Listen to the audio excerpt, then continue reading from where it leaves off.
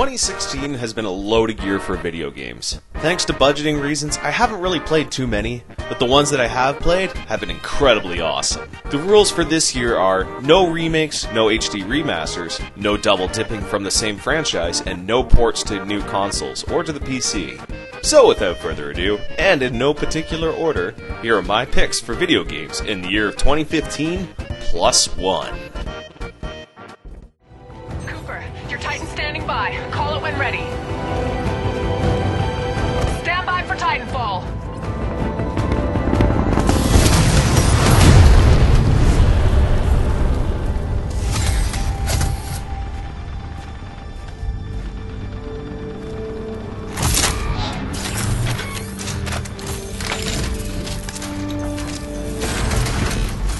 Hello, Jack.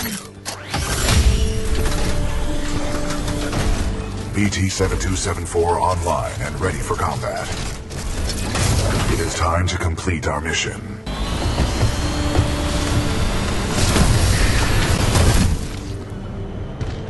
So, the main reason why this video took so long for me to produce was because of this game right here. It wasn't until December that I tried this gem and had to rewrite the script for this video. Titanfall 2. Why haven't I tried you sooner? Oh wait! That's because Electronic Arts thought it'd be a wonderful idea to release it so close to Battlefield 1 back in October. Not to mention, it had to contend with World of Final Fantasy, Dragon Ball Xenoverse 2, and the HD re-release of The Elder Scrolls Skyrim. It had a tough crowd to compete with on release day, but after giving it a shake, I was kicking my own ass for not trying it sooner. The single-player campaign is easily one of the best first-person shooter campaigns of all time. I don't want to say much in the campaigns department since it's actually worth going into blind, but from what I can tell you of Titanfall's campaign, it's not terribly long. It has a lot of cool moments and very unique level designs. Unlike many other shooters, it has a shtick for each stage, and it doesn't overuse it and drops it when the next stage comes along. However, when the story is done, the multiplayer has been vastly improved over the prior entry. Pilots are always unlocking something after each new match, and running around in your Titan fucking shit up somehow brings a devilish smile to my face. I think the reason why so many people passed this game over was mainly on EA's part. Battlefield is getting so much attention, with cool moments being uploaded to FaceBitch, but I'm not seeing much on Titanfall's side. It's almost criminal. I usually don't engage in much multiplayer shooters these days. I can't be asked with Overwatch or Call of Duty, but for Titanfall, it's worth the time. If you guys want to try something new, give this wonderful game your time of day.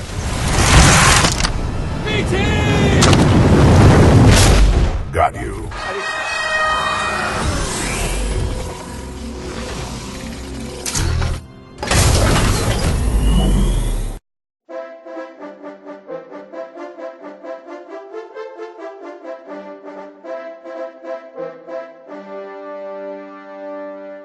Now, Dragon Quest Builders was definitely one game that caught me off guard.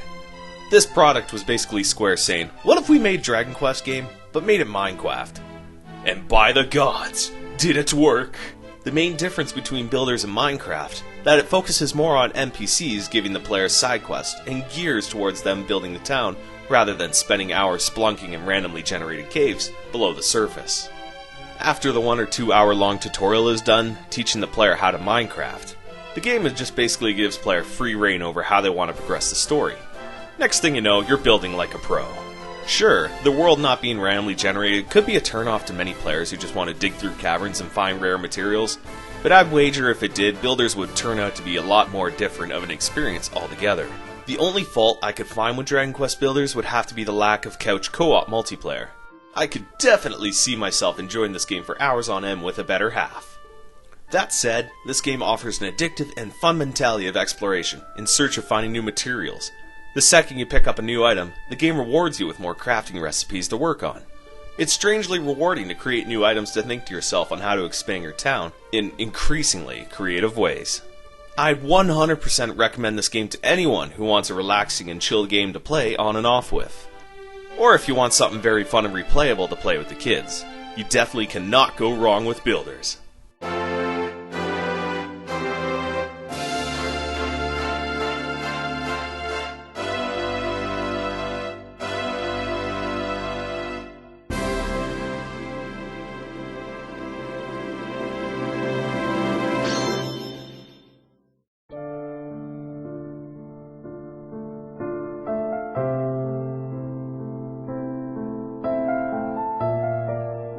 Oh boy, this was one hell of a game I would never thought see the light of day. After hearing about it not getting the initial funding it needed last year, people who followed the Zero Escape series were disheartened to know that they would never get their epic conclusion. For newcomers to the Zero Escape series, please play the 999, 9 Hours, 9 Persons, 9 Doors, and Virtue's Last Reward to get caught up with the story before even trying to attempt Zero Time Dilemma. Or else you would run the risk of being lost on what's really going on, and as a result, ruining your whole experience with the series.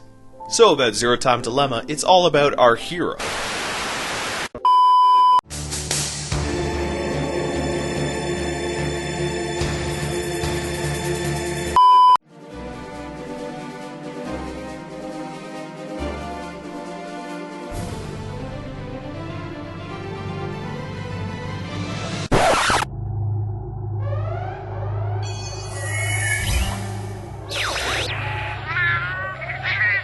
As expected, Monster Hunter makes his usual round in my picks for the year. Like I mentioned before with our co-op and the dating partner video, I found myself playing this for a good chunk of time with my better half. At the point of creation of this video, I've dumped well over 100 hours into Monster Hunter Generations.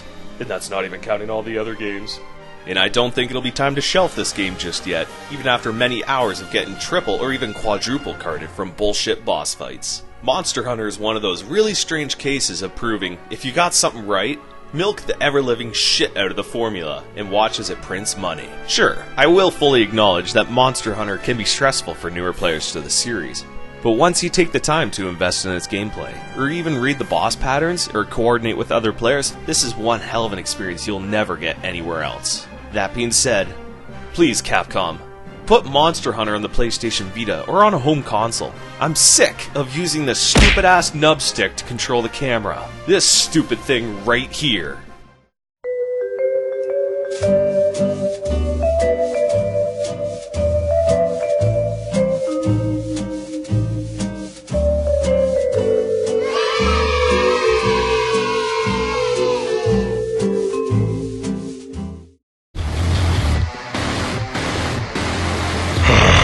Fresh meat.